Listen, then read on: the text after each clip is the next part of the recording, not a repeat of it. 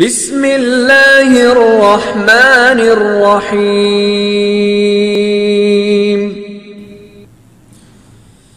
السلام علیکم ورحمۃ اللہ وبرکاتہ۔ الحمد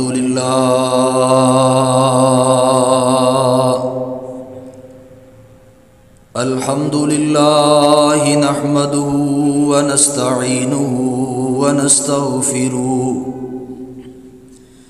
ونؤمن به ونتوکل علیہ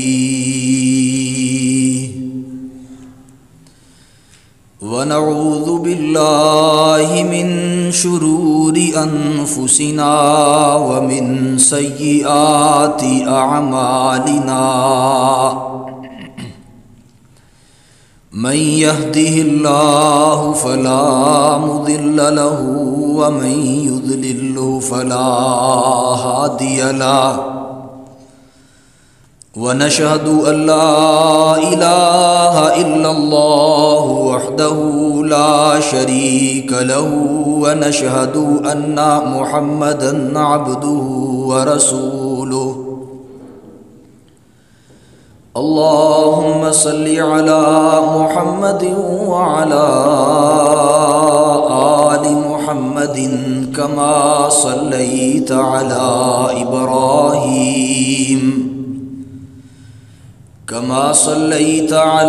إبراهيم وعلى آل إبراهيم إنك حميد مجيد اللهم بارك على محمد وعلى آل محمد كما باركت على إبراهيم وعلى آل إبراهيم إنك حميد مجيد رب اشرح لي صدري ويسر لي أمري واحلل عقدة من لساني يفقهوا قولي اللهم انفعنا بما علمتنا وعلمنا ما ينفعنا وزدنا علما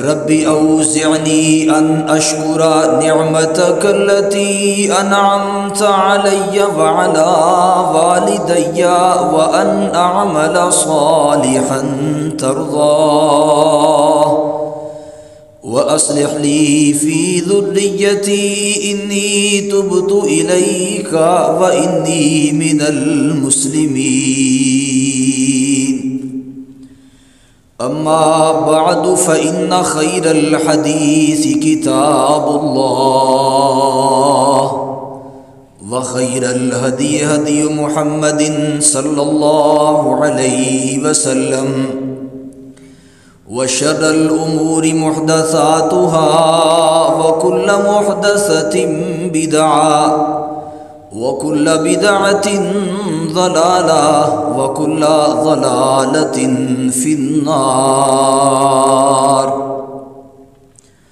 أعوذ بالله السميع العليم من الشيطان الرجيم بسم الله الرحمن الرحيم لا تقم فيه أبدا لمسجد أسس على التقوى من أول يوم أحق أن تقوم فيه رجال يحبون أن يتطهروا والله يحب المطهرين۔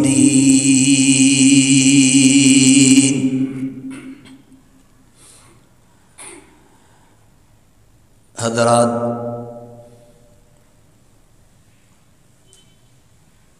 گزشتہ مجلس سے ہم نے طہارت کے حوالے سے اپنی گفتگو کا آغاز کیا تھا۔ آج کی اس مختصر سی مجلس میں اور انشاءاللہ آئندہ ایک دو مجالس کے اندر طہارت کے عنوانات کے حوالے سے اللہ اور اس کے رسول کے فرامین کی روشنی میں آپ احباب کے سامنے اپنی معروضات کو رکھوں گا۔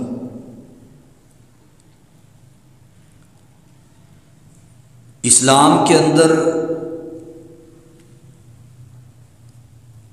طہارت کی بڑی اہمیت ہے۔ اگر ایک انسان پاک اور صاف ہے تو اللہ کا الحاکمین کے ہاں محبوب ہے، اور اگر ایک انسان صاف ستھرا نہیں رہتا، پاکیزگی کو اختیار نہیں کرتا، تو نہ صرف وہ اللہ کا الحاکمین کے ہاں ناپسندیدہ ہے بلکہ اس کے اپنے قریبی، اس کے گھر والے بھی اسے ناپسند کرتے ہیں۔ طہارت کے بنیادی اجزاء میں پانی کے مسائل، قضائے حاجت کے مسائل، غسل کے مسائل، وضو کے مسائل، تیمم کے مسائل اور اسی طرح دیگر کئی مسائل موجود ہیں۔ اور یہ ایک ایسا باب ہے کہ جس کے اندر کئی ایسی چیزیں، کئی ایسی باتیں اور کئی ایسے مسائل ہیں کہ جن کو انسان عام روٹین میں اپنی زبان پہ لاتے وقت شرم محسوس کرتا ہے، لیکن جب بات سمجھانے کی غرض سے ہو، جب بات کسی کو مسئلہ بتانے کی غرض سے ہو، تو تب بات کوئی بھی ہو اس میں کسی قسم کی شرم یا عار محسوس نہیں کی جاتی۔ آج ہمارے معاشرے کے اندر ایسے لوگوں کی کثرت موجود ہے کہ جن کی عمریں بیت گئیں، بڑھاپا آ گیا، لیکن ابھی تک ان کو وضو کا طریقہ ہی نہیں آتا، ابھی تک ان کو غسل کا طریقہ ہی نہیں آتا، طہارت کے مسائل کا ہی نہیں پتہ۔ اور بدقسمتی یہ ہے کہ وہ ان مسائل کو شرم محسوس کرتے ہوئے کسی سے پوچھتے بھی نہیں ہیں۔ اور پھر ایک بدقسمتی یہ بھی ہے کہ منبر و محراب سے آج یہ مسائل، اس طرح کی چیزیں خال خال ہی سننے کو ملتی ہیں، وگرنہ عمومی طور پہ یہی سننے کو ملتا ہے جی قبر میں عذاب ہوگا، جہنم کے اندر بھی عذاب ہوگا۔ یہ بات بالکل برحق ہے، ٹھیک ہے، لیکن لوگوں کو مسائل سے روشناس کروانا بھی لازمی اور ضروری ہے۔ اور رحمت کائنات علیہ الصلاۃ والسلام نے فرمایا، ان اللہ لا یستحیی من الحق، اللہ رب العزت حق بات بیان کرنے سے شرماتا نہیں ہے۔ اور رحمت کائنات محمد رسول اللہ صلی اللہ علیہ وآلہ وسلم کا طریقہ اور آپ کا فعل یہ تھا، احادیث کے اندر یہ بات موجود ہے کہ خواتین مسائل پوچھنے کے لیے آتی، اور بعض دفعہ ایسے ایسے مسائل پوچھتی کہ شرم و حیا کے مجسم، شرم و حیا کے پیکر، رحمت کائنات کا سر بھی شرم سے جھک جاتا۔ لیکن اس کے باوجود آپ نے ان صحابیات کو منع نہیں کیا، منع بھی نہیں کیا، بلکہ ان کی رہنمائی فرمائی، ان کو مسئلہ بتایا، مسئلہ سمجھایا۔ اور آج ہمیں بھی ان مسائل کو سیکھنے میں، سکھانے میں، پوچھنے میں، بتانے میں کسی قسم کی شرم اور آر محسوس نہیں کرنی چاہیے، اس لیے کہ یہ وہ بنیادی مسائل ہیں۔ میں یہ بات سمجھتا ہوں کہ ان مسائل کے اوپر اسلام کی پوری بنیاد ہے، اسلام کی پوری عمارت ان مسائل پہ ہے۔ اگر ایک بندہ پاک صاف ہی نہیں ہے، اس کا وضو ہی نہیں ہے، جب اس کا وضو ہی نہیں ہے تو نماز کیسے ہوگی؟ اور جب نماز ہی نہیں ہے تو اللہ احکم الحاکمین کے ہاں وہ بندہ کامیاب و کامران کیسے ہوگا؟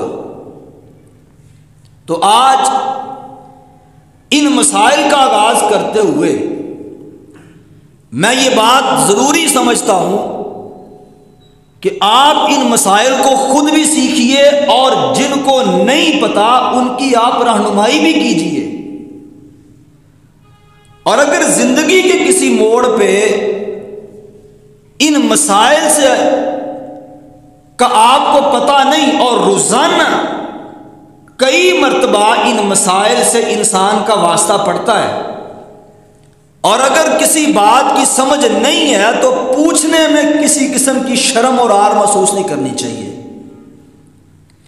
طہارت کے بنیادی اجزاء میں سب سے پہلا جز پانی کے مسائل ہیں۔ پانی کس طرح کا ہونا چاہیے، کس پانی کے ساتھ انسان وضو کر سکتا ہے اور کس پانی کے ساتھ انسان وضو نہیں کر سکتا، طہارت کو، پاکیزگی کو اختیار حاصل نہیں کر سکتا۔ صحیح البخاری کے اندر حدیث موجود ہے، اسی طرح سنن نبی داؤد کے اندر حدیث موجود ہے۔ حضرت سیدنا ابو ہریرہ رضی اللہ تعالیٰ بیان کرتے ہیں کہ رحمت کائنات محمد رسول اللہ صلی اللہ علیہ وسلم کے پاس ایک بندہ آیا اور اس نے آگے سوال کیا، مسئلہ پوچھا، اے اللہ کے پاک پیغمبر، ہم سمندر کے اندر سفر کرتے ہیں اور زیادہ راہ کے طور پہ تھوڑا سا پانی ہمارے پاس ہوتا ہے، اگر ہم اس پانی کے ساتھ وضو کریں تو پینے کے لیے ہمارے پاس باقی پانی بچتا ہی نہیں، ہم کیا کریں؟ کیا سمندر کے پانی سے ہم وضو کر سکتے ہیں؟ اللہ کے پاک پیغمبر نے فرمایا، هو الطہور ماؤہ والحل المیت۔ آپ نے فرمایا کہ سمندر کا پانی پاک ہے اور اس کا مردار حلال ہے۔ سمندر کے اندر مچھلی اگر سمندر کے اندر مردہ ہو گئی، مر گئی، اس کو کھایا جا سکتا ہے، جبکہ خشکی کا مردار حلال نہیں ہے۔ یہاں سے مسئلہ یہ سمجھ آتا ہے کہ ایسا پانی جو چل رہا ہو، کھڑا نہ ہو، دریا کا پانی ہے، نہر کا پانی ہے، ندی کا پانی ہے، نالے کا پانی ہے، ایسا پانی جو رواں ہو، چل رہا ہو، اگر دائیں بائیں پانی کا بندوبست نہیں ہے، دریا ہے، نہر ہے، نالا ہے، ندی ہے، اس کا پانی چل رہا ہے، نماز کا وقت ہے، تو انسان اس پانی کے ساتھ وضو کر کے نماز پڑھ سکتا ہے، کیونکہ یہ پانی پاک ہے۔ اب مسئلہ یہ سامنے آتا ہے کہ گھروں کے اندر لوگوں نے برتنوں کے اندر، بڑے برتنوں کے اندر پانی جمع کیا ہوتا ہے۔ بعض دفعہ ایسا ہوتا ہے کہ بلی گھروں کے اندر چکر لگاتی ہے، وہ اس پانی کے اندر منہ ڈال دیتی ہے، تو اس پانی کے بارے میں کیا حکم ہے؟ حضرت سیدہ عائشہ رضی اللہ تعالی عنہا بیان کرتی ہیں، جامع ترمذی کی حدیث ہے، فرماتی ہیں کہ میں اور اللہ کے پاک پیغمبر علیہ الصلوۃ والسلام اس پانی کے ساتھ وضو کر لیا کرتے کہ جس پانی میں تھوڑی دیر پہلے ہی بلی منہ ڈال کے اس میں سے تھوڑا سا پی چکی ہوتی۔ تو مسئلہ یہ واضح ہو گیا کہ اگر کسی پانی کے اندر بلی نے منہ ڈال دیا وہ پانی ناپاک نہیں ہوا، بلکہ حضرت سیدنا جابر رضی اللہ تعالی نے سوال کیا، اللہ کے پاک پیغمبر اگر کسی برتن کے اندر بلی منہ ڈال دے اس کے لیے کیا حکم ہے؟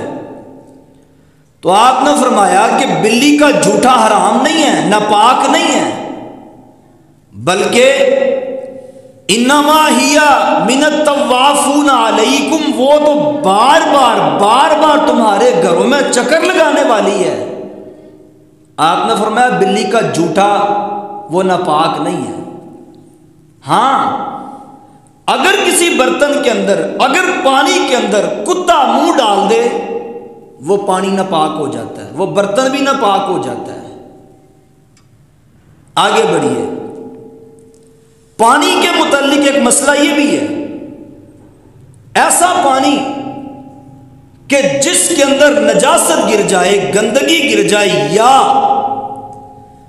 پانی کا رنگ تبدیل ہو جائے، یا پانی کا ذائقہ تبدیل ہو جائے، یا پانی کی سمیل تبدیل ہو جائے، اس کی بو تبدیل ہو جائے، تو ایسا پانی بھی وضو کے قابل نہیں رہتا، ایسا پانی بھی ناپاک ہے، وہ وضو کے قابل نہیں۔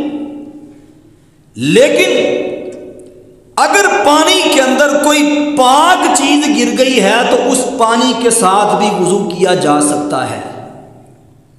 حضرت سیدہ میمونہ رضی اللہ تعالی عنہا بیان کرتی ہیں کہ اللہ کے پاک پیغمبر علیہ الصلوۃ والسلام نے ایسے پانی کے ساتھ غسل کیا اور آپ نے ایسے پانی کے ساتھ وضو کیا کہ جس پانی کے اندر گندے ہوئے آٹے کی سمیل اور آمیزش موجود تھی۔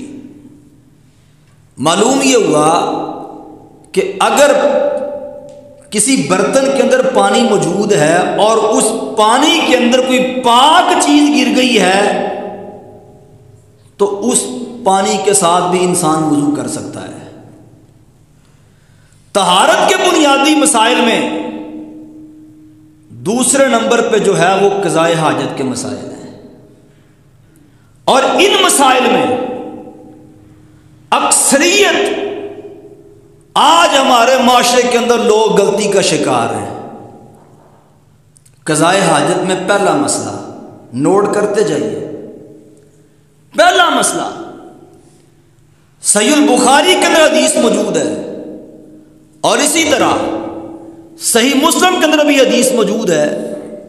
حضرت سیدنا انس بن مالک رضی اللہ تعالی عنہ بیان کرتے ہیں، فرماتے ہیں کان رسول اللہ صلی اللہ علیہ وسلم اذا دخل الخلاء یقول، اللہ کے پاک پیغمبر جب بیت الخلاء میں داخل ہونے لگتے آپ یہ کلمات پڑھتے، اللہم انی اعوذ بک من الخبث والخبائث، اے اللہ میں تیری پناہ میں آتا ہوں ہر قسم کے خبیث جنوں اور خبیث جننیوں سے۔ بدقسمتی یہ ہے کہ اکثریت کو یہ دعا یاد ہی نہیں ہے، اور سچی بات یہ ہے اللہ کے پاک پیغمبر نے جو وظائف بتلائے ہیں، آپ نے جو دعائیں بتلائی ہیں، اگر انسان ان دعاؤں کو پڑھنے لگ جائے نا تو انسان بڑی زیادہ پریشانیوں سے، تکلیفوں سے اور مصیبتوں سے، نقصانات سے بچ سکتا ہے۔ آپ نے یہ دعا کیوں سکھائی؟ اس لیے کہ گندگی کی جگہوں کے اوپر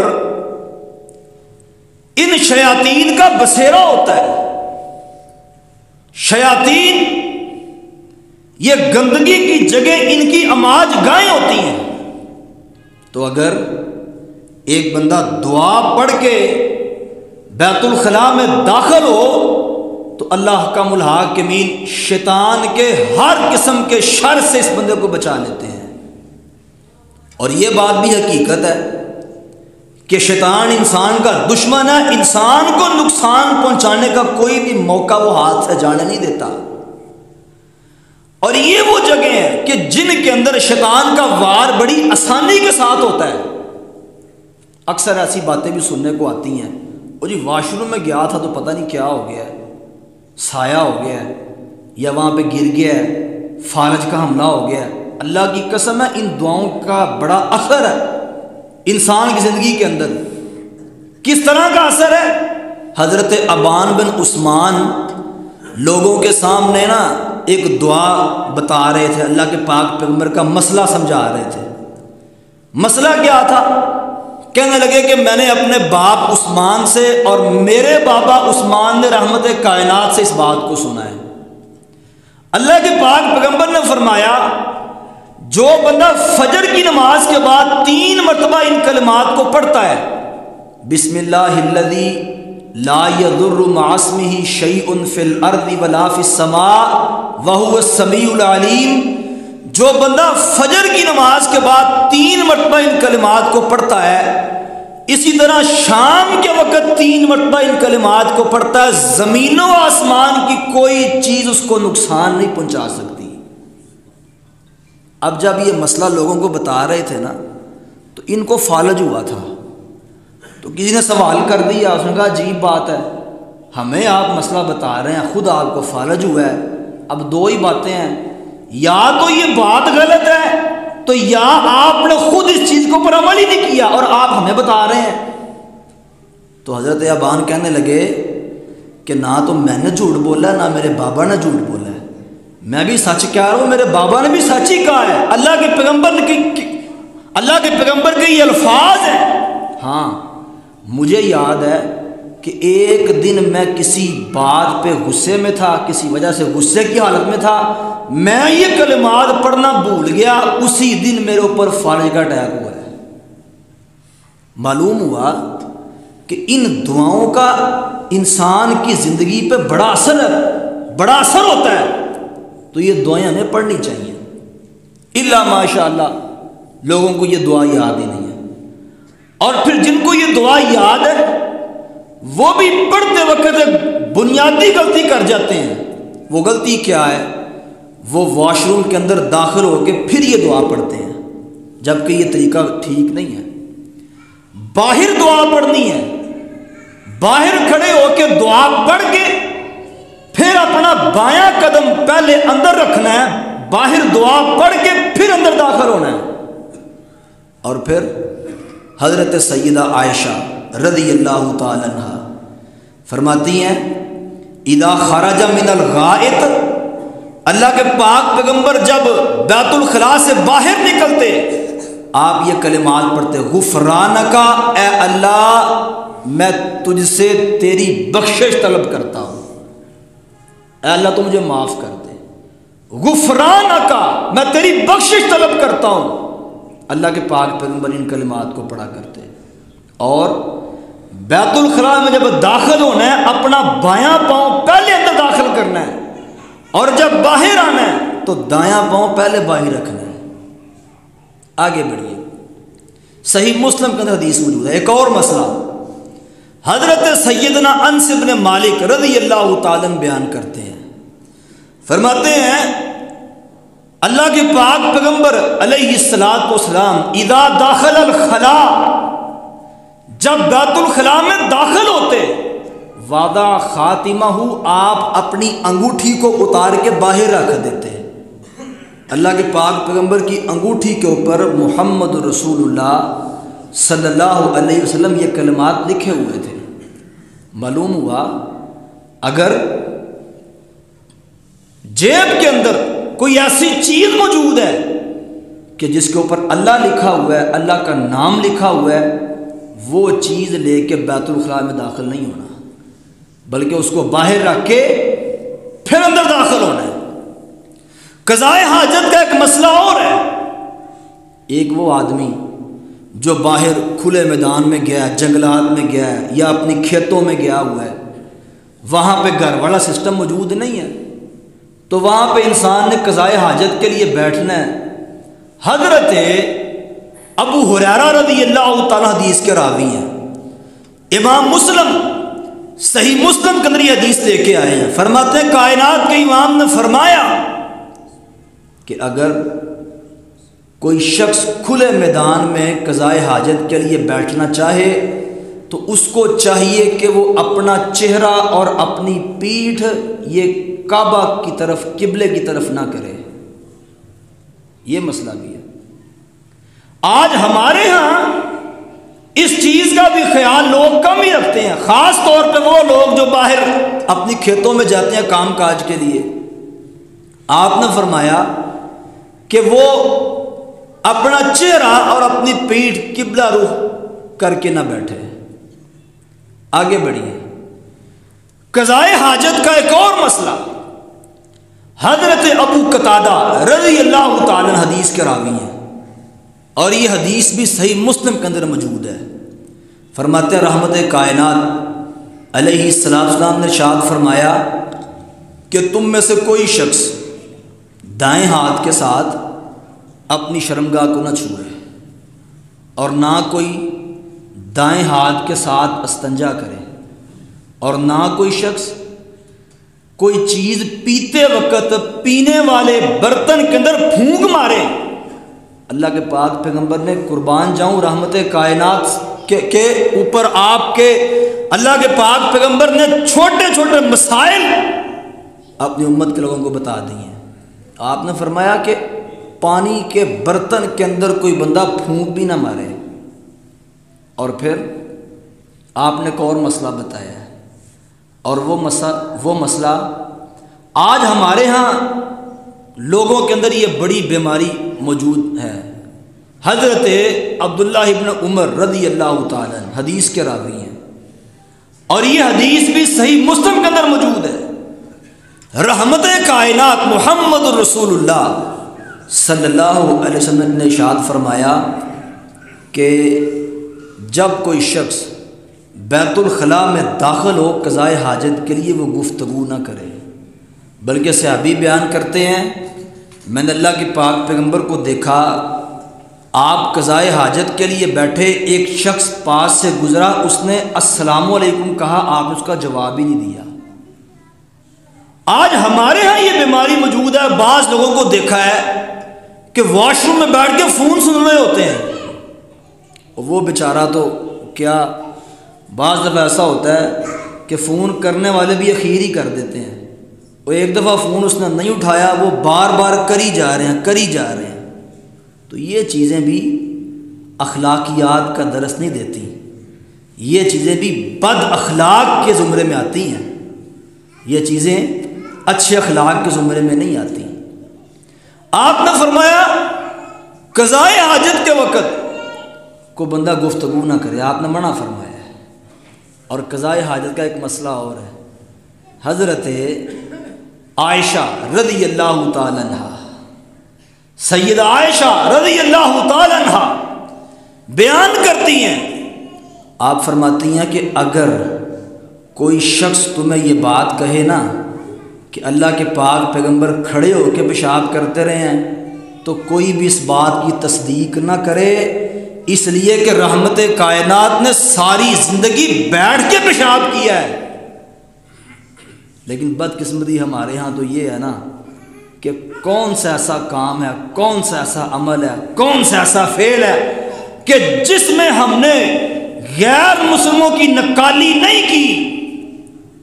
ایئرپورٹوں پہ آپ چلے جائیں یا سرکاری دفاتر کے اندر آپ چلے جائیں، وہاں پہ باقاعدہ طور پہ لوگ کھڑے ہو کے پیشاب کرتے ہیں۔ وہ کھڑے ہو کے پیشاب کرنے سے تو انسان پیشاب کے چھینٹوں سے اس کے لیے بچنے بڑا مشکل ہوتا ہے۔ اور میں نے پچھلے جمعے کے اندر یہ مسئلہ بیان کیا، واضح کیا ہے کہ اللہ کے پاک پیغمبر ایک قبر کے پاس سے گزرے، اس قبر کو عذاب ہو رہا تھا، تو لوگوں کو آپ نے پوچھا کہ جانتے ان کو عذاب کیوں ہو رہا ہے؟ تو لوگوں نے کہا اللہ اور اس کا رسول جانتے ہیں، ہم نہیں جانتے۔ آپ نے فرمایا کہ ان میں سے وہ شخص ہے کہ جو پیشاب کے چھینٹوں سے بچتا نہیں تھا۔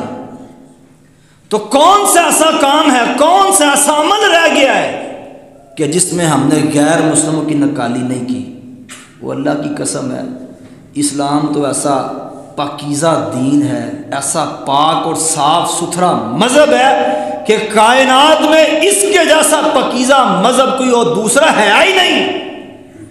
تو دوسروں کو چاہیے کہ وہ ہماری نکالی کریں بجائے اس کے کہ ہم ان کی نکالی کریں۔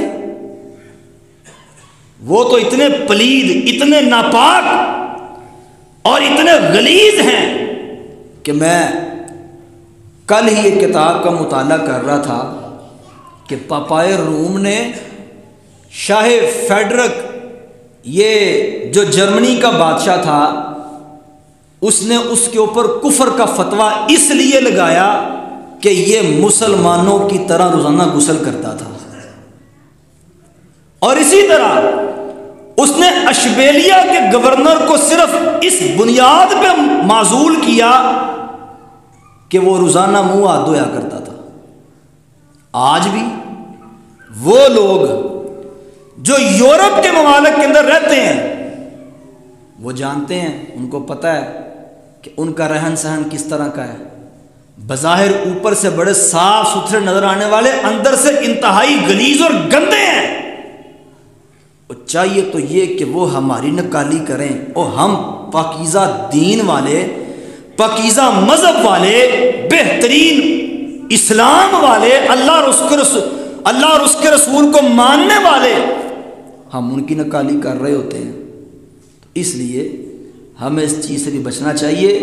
سیدہ عائشہ رضی اللہ تعالیٰ عنہ نے فرمایا، جو بندہ یہ بات کہے کہ اللہ کے پاک پیغمبر کھڑے ہو کے پیشاب کرتے رہے، اس کی کوئی بندہ تصدیق نہ کرے، اس لیے کہ رحمت کائنات نے ساری زندگی بیٹھ کے پیشاب کیا ہے۔ آگے بڑھیے۔ اسلام اتنا پاکیزہ مذہب، اتنا بہترین مذہب، اتنا اچھا دین ہے اور اتنا پاکیزہ مذہب ہے کہ جس نے قدم قدم پہ اپنے ماننے والوں کو کسی موڑ پہ تنہا نہیں چھوڑا، بلکہ صحیح مسلم کے اندر یہ حدیث موجود ہے، حضرت سیدنا سلمان فارسی رضی اللہ تعالیٰ عنہ کو کافر لوگ مذاق کیا کرتے، اور دیکھو تمہارا نبی تو تمہیں قضائے حاجت کے طریقے بھی بتاتا ہے۔ تو سلمان فارسی کہا کرتے کہ میں ان کی بات سن کے فخر سے یہ بات کہتا، ہاں ہمیں فخر ہے کہ اللہ حکم الحاکمین نے ہمیں اس نبی کا امتی بنایا ہے جس نبی نے ہمیں قضائے حاجت کے طریقے بھی بتائے ہیں۔ ہمیں فخر ہے کہ ہم اس اسلام کو مانتے ہیں جو اسلام پاکیزہ دین ہے، پاکیزہ مذہب ہے، اور جس کے جیسا پاکیزہ مذہب کائنات میں کوئی دوسرا ہے ہی نہیں۔ اس لیے آؤ میرے مسلمان بھائیوں، قضائے حاجت کے بنیادی مسائل میں سے یہ وہ چیزیں ہیں، یہ وہ اسباب ہیں، یہ وہ عمل ہیں کہ جن میں ہمارے اس معاشرے کے اندر اکثر لوگ کوتاہی کر جاتے ہیں۔ اور اسی طرح حضرت سیدنا ابو ہریرہ رضی اللہ تعالیٰ عنہ حدیث کے راوی ہیں، حدیث صحیح مسلم کے اندر موجود ہے، اللہ کے پاک پیغمبر نے فرمایا کہ لوگوں لعنت والے دو کاموں سے بچ جاؤ، لعنت والے دو کاموں سے بچ جاؤ۔ سوال کرنے والے نے سوال کیا، اللہ کے پاک پیغمبر یہ لعنت کرنے والے کام کون سے ہیں؟ آپ نے فرمایا ایک وہ کہ جو لوگوں کے گزرگاہ کے اندر، لوگوں کے رستوں کے درمیان پیشاب کرے، اور دوسرا وہ جو سایہ دار جگہ کے نیچے پیشاب کرے۔ اب ظاہری بات ہے جس نے رستے میں پیشاب کرنا لوگ اس کو لعن طعن کریں گے، اور جس نے سایہ دار جگہ کے نیچے پیشاب کرنا لوگ اس کو لعن طعن کریں گے، اور بعض دفعہ دیواروں پہ لوگوں نے اس کا اظہار بھی کیا ہوتا ہے، لکھا بھی ہوتا ہے، لیکن پھر بھی کچھ لوگ اتنے ڈھیٹ ہوتے ہیں کہ ان کو اس بات کی سمجھ نہیں ہوتی، پتہ بھی ہوتا ہے، بعض دفعہ مسئلے کا بھی پتہ ہوتا ہے، لیکن عمل ہی نہیں کرتے۔ اس لیے آؤ میرے مسلمان بھائیوں، ہم نے کلمہ پڑھا ہے اللہ اور اس کے رسول کا، یہ ہمارے اوپر فریضہ عائد ہوتا ہے کہ ہم رحمت کائنات کے بتلائے ہوئے طریقوں کے اوپر عمل کریں، اور جو عمل، جو طریقہ، جو فرمان اللہ کے پاک پیغمبر نے بتلایا ہے، ہمارے یہ ذمہ داری ہے کہ ہم اس کے اوپر عمل کریں۔ اور ہم عمل نہیں کریں گے تو کون کرے گا؟ ہماری ذمہ داری ہے بحیثیت مسلمان ہم اس کے اوپر عمل کریں۔ اگر عمل نہیں کریں گے تو یاد رکھ لو، اللہ کے پاک پیغمبر نے فرمایا لا تقبل صلاۃ من الطہور، اللہ کے پاک پیغمبر نے فرمایا کہ پاکیزگی کے بغیر، طہارت کے بغیر اللہ کا الحاکمین کوئی بھی نماز قبول نہیں کرتا ہے۔ تو آج دیکھ لیں ہمارے ہاں کیا ہے، لوگ مسجد میں نماز پڑھنے کے لیے آتے ہیں، کپڑے اتنے گندے ہوتے ہیں، اتنے گندے کپڑے پہن کے مسجد میں آ جاتے ہیں کہ قریب والا شخص بھی جو ہے نا وہ ناگواری محسوس کر رہا ہوتا ہے۔ اور میں نے گزشتہ خطبے کے اندر یہ بات کہی ہے کہ اگر لوگ ناگواری محسوس کرتے ہیں تو اللہ کے فرشتے بھی ناگواری محسوس کرتے ہیں۔ یہ وہ چھوٹی چھوٹی چیزیں ہیں کہ جن کے اوپر ہمیں عمل کرنا چاہیے۔ اللہ کے پاک پیغمبر کے پاس ایک بندہ آیا، اس کے کپڑے گندے میلے کچالے بسیدہ اس نے کپڑے پہنے ہوئے تھے۔ آپ نے فرمایا بھائی تو غریب ہے، تیرے پاس مال نہیں ہے؟ تو کہنے لگا بڑا مال ہے، اونٹ بھی ہیں، بکریاں بھی ہیں، بھیڑیں بھی ہیں، بڑا مال ہے۔ آپ نے فرمایا اللہ کا الحاکمین نے جو تجھے نعمتیں عطا کی ہیں اس کا اظہار تیرے وجود پہ، تیرے رہن سہن پہ ہونا چاہیے۔ اگر تجھے اللہ نے مال دیا ہے تو اس کا اظہار تیرے وجود پہ ہونا چاہیے، یہ نہیں کہ مال دیا ہوا ہے اور کپڑے گندے پہنے ہوئے ہیں۔ اللہ کا الحاکمین کو ایسی سادگی کی ضرورت نہیں ہے، بلکہ اللہ کا الحاکمین صفائی کو، ستھرائی کو اختیار کرنے والے سے محبت کرتا ہے۔ اور مالک کائنات نے تعریف کی ان لوگوں کی، قبا بستی والے جو صفائی کو، ستھرائی کو اختیار کرنے والے۔ مالک کائنات نے قرآن اتار دیا اپنے پیغمبر کے قلب اطہر پر، قیامت تک لوگ آتے رہیں گے اور قبا بستی والوں کی تعریف کرتے رہیں گے۔ لَمَسْجِدٌ أُسِّسَ عَلَى التَّقْوَى مِنْ أَوَّلِ يَوْمٍ أَحَقُّ أَن تَقُومَ فِيهِ رِجَالٌ يُحِبُّونَ أَن يَتَطَهَّرُوا، کہ اس میں سے کچھ لوگ ایسے ہیں، اس بستی میں کچھ لوگ ایسے ہیں جو صفائی کو، ستھرائی کو پسند کرنے والے ہیں، اور یہ صفائی کو پسند کرتے ہیں۔ وَاللَّهُ يُحِبُّ الْمُطَّهِّرِينَ، اللہ ان کو پسند کرتا ہے۔ اللہ کا الحاکمین سے دعا ہے صحیح معنوں میں رحمت کائنات کے فرامین کو سن کے سمجھ کے ان کے اوپر عمل کرنے کی توفیق عطا فرمائے۔ اللہ ہمیں بھی صفائی، ستھرائی، پاکیزگی، طہارت کو اختیار کرنے کی توفیق عطا فرمائے، اور ہمارا شمار بھی ان لوگوں میں کر دے جو صفائی کو، ستھرائی کو، پاکیزگی کو اور طہارت کو پسند کرتے ہیں، اور جن کو اللہ پسند کرتا ہے اللہ ہمارا شمار بھی ان لوگوں میں کر دے۔ اقول قولی ھذا واستغفر اللہ لی ولکم ولسائر المسلمین۔